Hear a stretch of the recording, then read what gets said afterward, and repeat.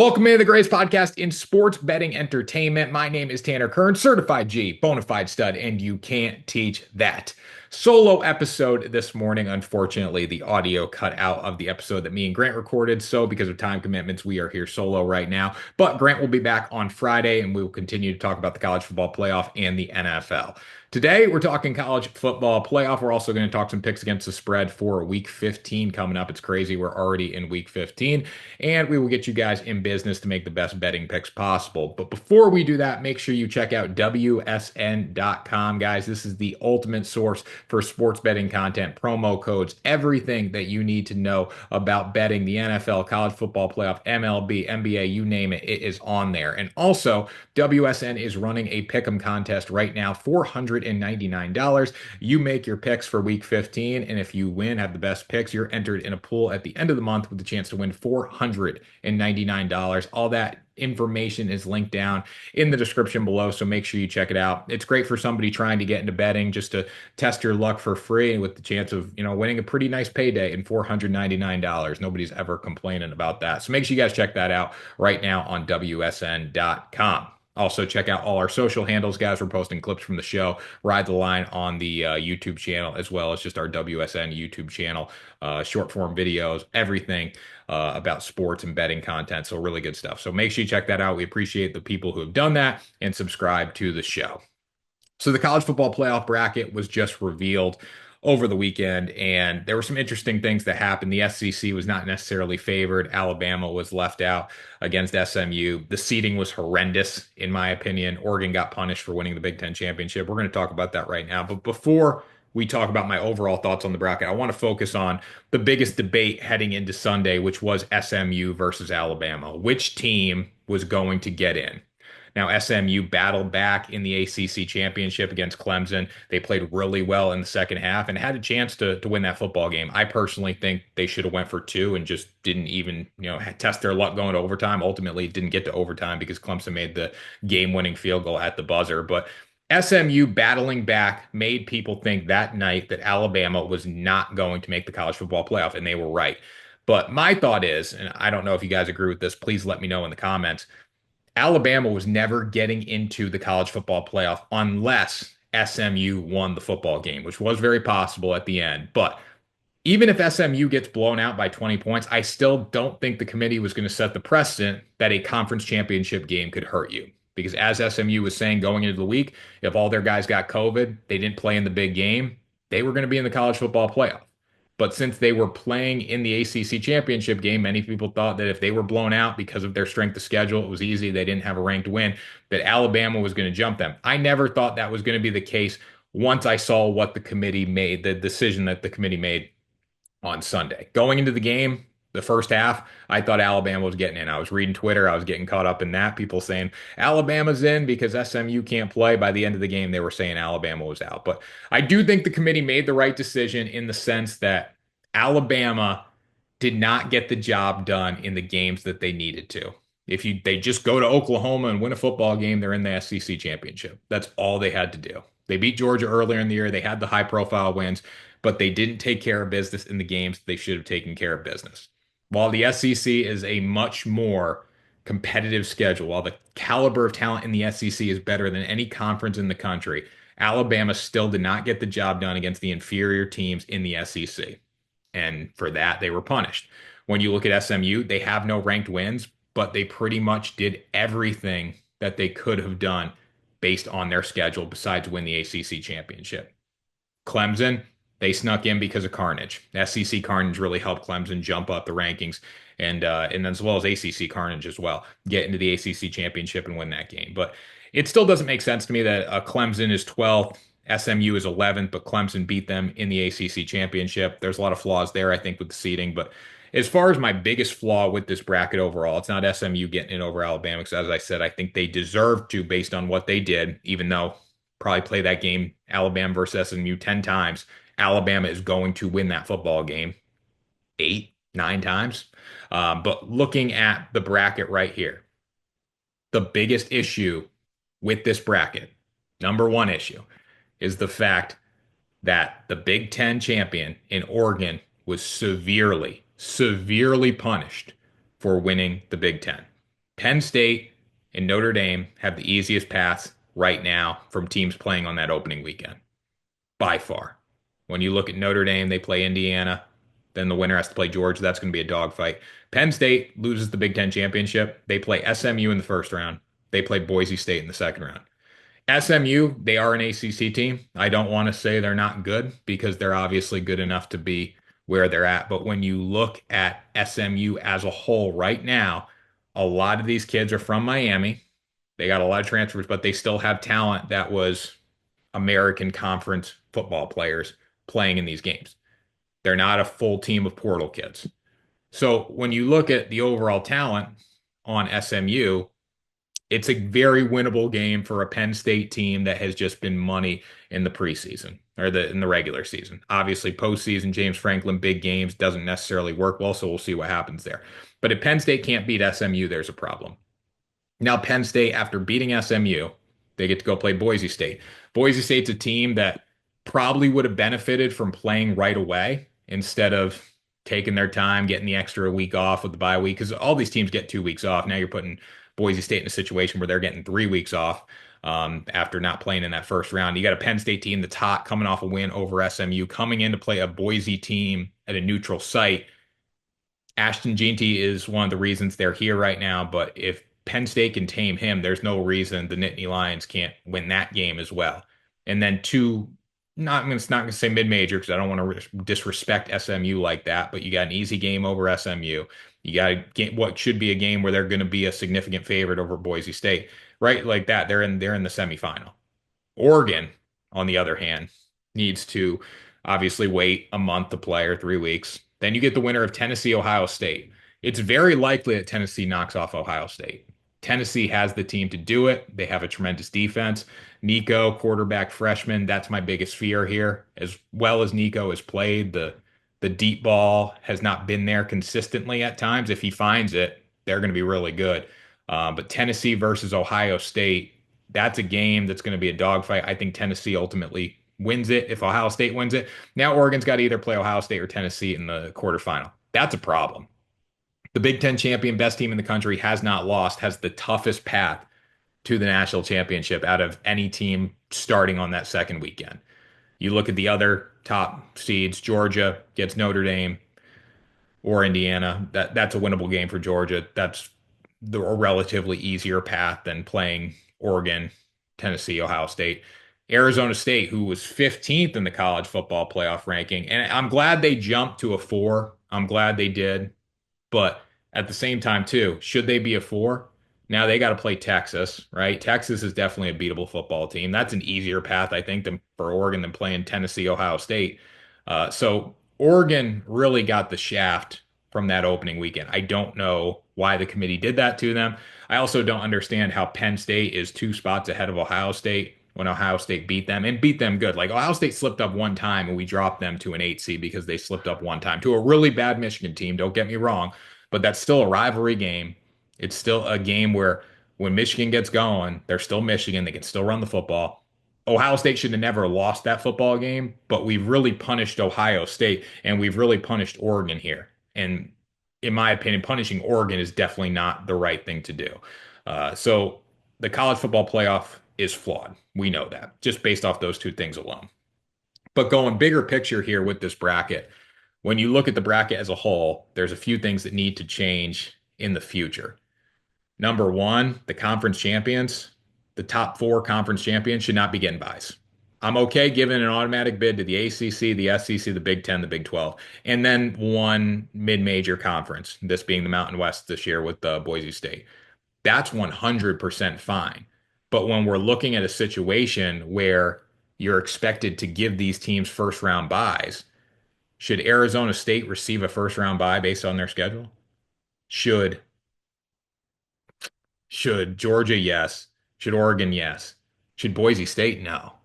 So we're bumping these teams up to a different level, different caliber of play. That buy should be rewarded because if I'm an SEC school and I'm playing Boise State schedule, chances are I'm a one-loss team.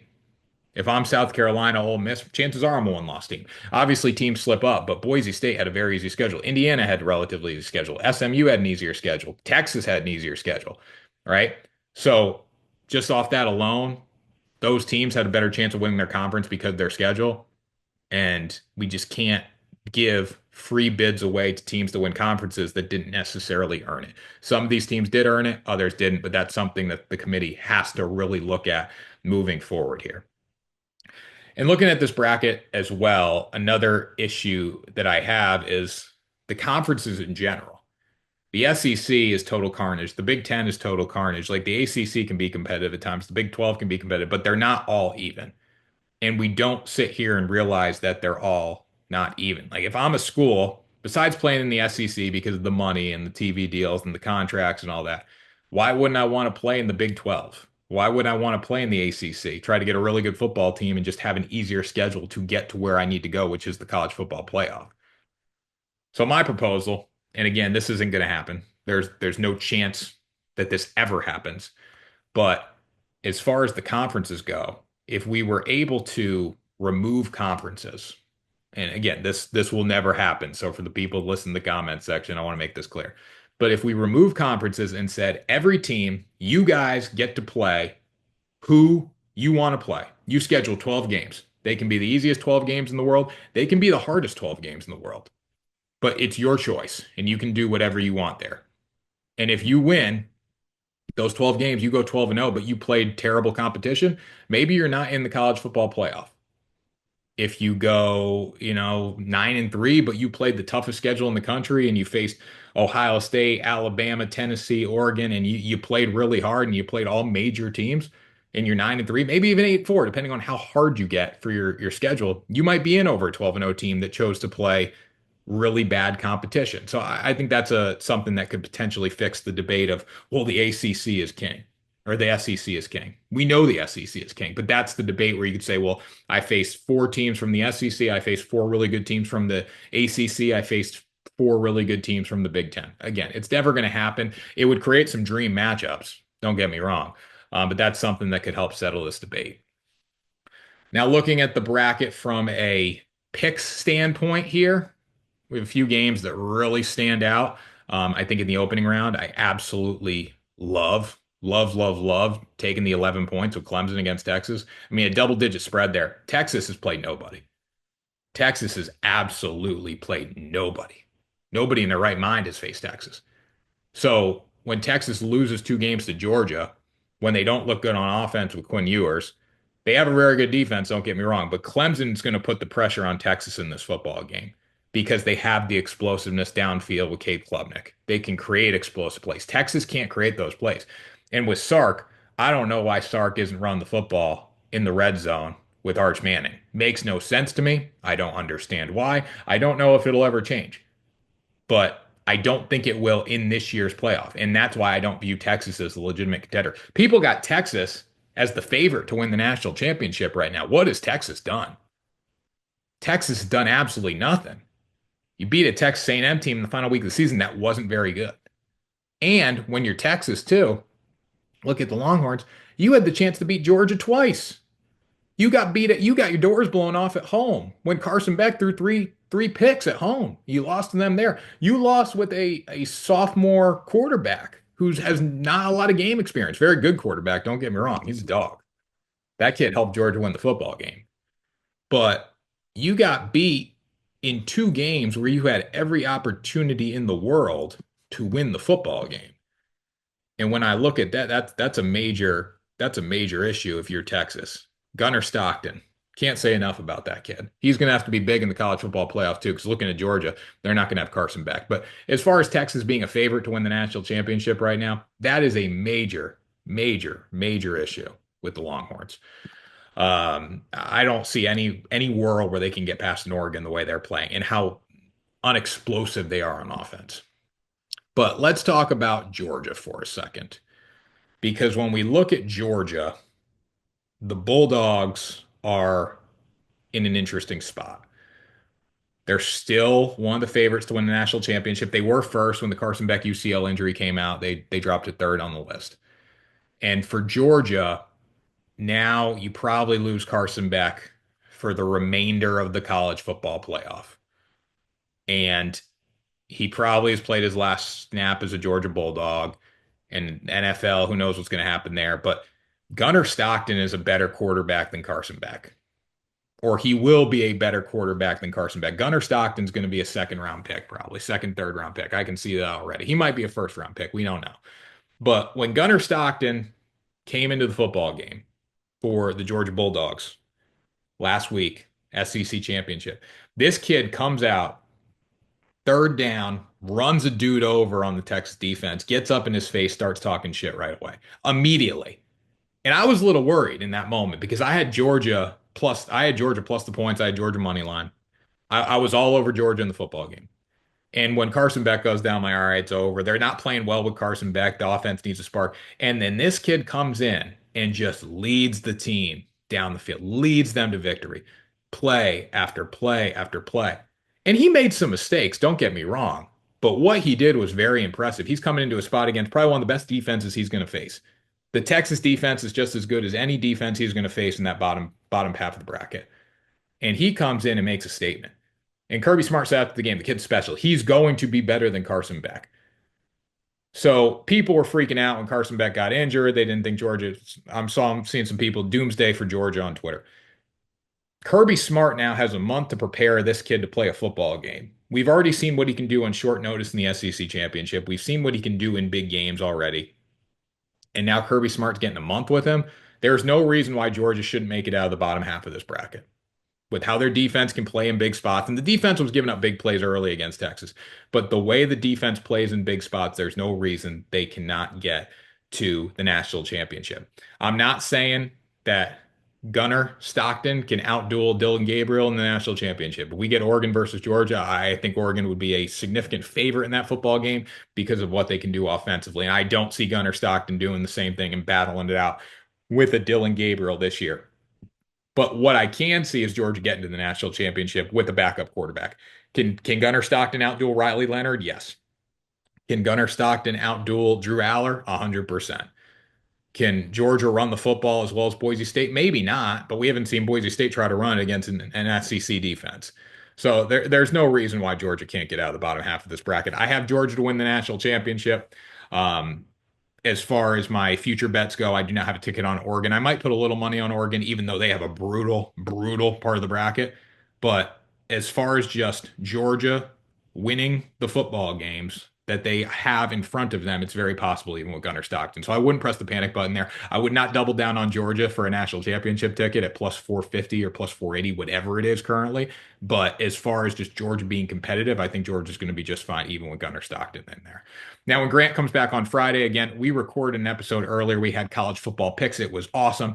We download it, the audio stripped. It sucked. It was terrible, but we're still here giving some takes on the bracket. And then obviously on Friday, when we return with Grant and we get the audio all squared away, we will be ready to go for these picks, and we'll give you our bracket picks, and we'll talk some NFL as well. But let's get to some NFL early picks against the spread too. We'll just run through some games that we like already for the week. Again, going into week 15, this is crazy. The season's flying by. Enjoy it, guys. Every week I sit there, and if I have a rough week betting, I'll say, man, I can't wait for football to be over. I'm ready for something else. I'm ready for something different. And then week after week, when you have a good week, you're like, man, I don't know what I'm going to do without football. The Monday night football game between the Cowboys and the Bengals, don't really need to recap it much because it doesn't have any playoff implications, but I feel bad for everyone who had Cowboys plus the points. That was a terrible, terrible, terrible way to lose. But you know what? It happens. It sucks. That's what you probably get for betting on the Cowboys. Another thing that, week 14, brief thoughts. I don't know what the Giants can do to win a football game. They're playing the Saints. They got a chance to send it to overtime. It gets blocked. Um, just Giants curse franchise too. So it's very interesting how some franchises just stay down. The Cowboys, when things go wrong for them, they never seem to get right. They always lose in the big moments. And the Bengals, they're having a bad season, but Joe Burrow is still playing fantastic. So I feel bad for anybody who had Cowboys plus the points last night. I will say that. So looking at some early game lines this week and, big games for playoff implications, Bucks Chargers. And then also on Monday Night Football, we have a doubleheader, Raiders Falcons, two really big games with playoff implications there. Falcons are currently one game back behind the Buccaneers in the NFC South, but if they finish with the same record, since Falcons have 2-0 on the head-to-head, they would get in there. Another big game playoff implications, Bears Vikings, Vikings trying to make the playoff push for that 5 seed. Then Steelers Eagles is also going to be a fun one as well. We got a lot of really good games coming up on Sunday here. But it starts on Thursday night with the Los Angeles Rams coming off a huge win over the Buffalo Bills and the San Francisco 49ers here. 49ers desperate for a win. The way they played last week against the Bears, I think they're going to find one in this game at home. 49ers are not eliminated from the playoffs. They still have a slim chance of getting in, but they pretty much got to win out right now. They have the schedule to do it. They have the team to do it. And the way Isaac Guerrero ran football last week, in my mind, against a really good Bears defense. What San Francisco did to that Bears defense last week was very impressive. So I think 49ers find a way to respond here. I would lay the points with San Francisco in that first game. Coming into Commanders Saints, nothing I'm really liking off the top in this football game. I probably lean Saints at home plus 7.5 with Alvin Kamara. We're seeing it with these big spreads, like we saw it with the Eagles and the Panthers. It's really hard to cover big numbers in the NFL. Games that are won by more than 10 points, they can be tough to find a lot of times. So probably leaning Saints 7.5 at home here. The way they've been using Kamara, I like the Saints plus the 7.5. Bengals versus Titans. We're getting the Bengals in a similar spot as we got them last night on the road against the Titans as a 4.5 point favorite. They were a 5.5 down to 4.5 point favorite against the Cowboys here. So pretty much identical spot. It would not surprise me if this line moves in the other direction. While the Cincinnati Bengals are very, very good from an offensive perspective, we saw it last night on defense. Cooper Rush and CeeDee Lamb were having their way with them. So this is a spot here where I really do like the Cincinnati Bengals to cover that number on the road. I just don't think Will Levis has it in him to really get it going here. So I can go Bengals, Burrow, cover the number here on the road. Dolphins versus Texans here, another fun game. I probably lean Miami plus 2.5, plus 132 on the road.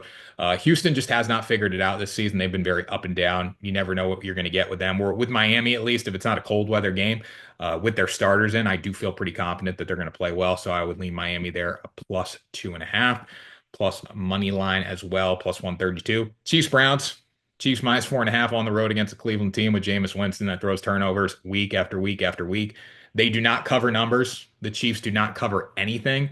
We saw that against the Chargers here. So it's very hard to say Chiefs minus 4.5. But if there's a week where the Chiefs probably cover the number, it is this week. Now they are coming off winning the division. The Bills just lost. They have an extra game in that race for the 1 seed there. So it is a little harder to say the Chiefs aren't going to have a dull week like the Bills did last week. But this is a spot, Chiefs minus 4.5. I just can't trust Jameis. Jameis is a turnover machine. Some other things that I like really quick off the top here. I would take Carolina minus 1.5 over Dallas the way they're playing, as long as Bryce Young can just get the ball out quick. Also looking at Jets Jaguars here. Jets minus 3.5 on the road. Mac Jones is horrendous. Jets did show a lot last week, so I would go Jets minus 3.5 on the road there. Baltimore versus New York. Baltimore minus 14.5. I think that's one of the biggest spreads we're going to get in NFL history, honestly. Minus 14.5. Nothing I want to do in that game. Not even going to give a pick there. Colts Broncos, we're getting another 4.5 point spread here. I lean towards the Colts plus 4.5 on the road, but still going to be a very interesting matchup. I think Bo Nix has been fantastic. Denver's defense is fantastic, but the Colts present some challenges to them that that they can obviously come in and cover this number. Final game we'll talk about on the show before we wrap up, guys. Steelers and Eagles. Steelers plus 5.5 against the Eagles, minus 5.5 here. Philly's good. I don't know if they're that good. I think they still have some issues, and we saw that against Carolina. I think Pittsburgh, with a really good coach in Mike Tomlin, is going to be able to shut down the ground game. I would go Steelers plus 5.5 here. Some of these other big games, again, we recorded the podcast earlier. Unfortunately, the audio cut out. So me and Grant are going to be on Friday. I don't want to steal all the thunder and give picks for every game. So we will be back on Friday to talk about these other games and these other spreads. But I appreciate you guys joining me, hanging in there for a solo episode this morning. Again, we recorded the episode and it's gone. And it's very sad. So got on here quick, talked a little bit, guys, and we will be back on Friday. Grant will be back. We'll have the audio fixed and we'll be ready to go with some more college football playoff predictions and some NFL predictions on Ride the Line. Make sure you guys check out WSN, the $499 Pick'em prize giveaway for the NFL. And we will talk to you next time for another episode.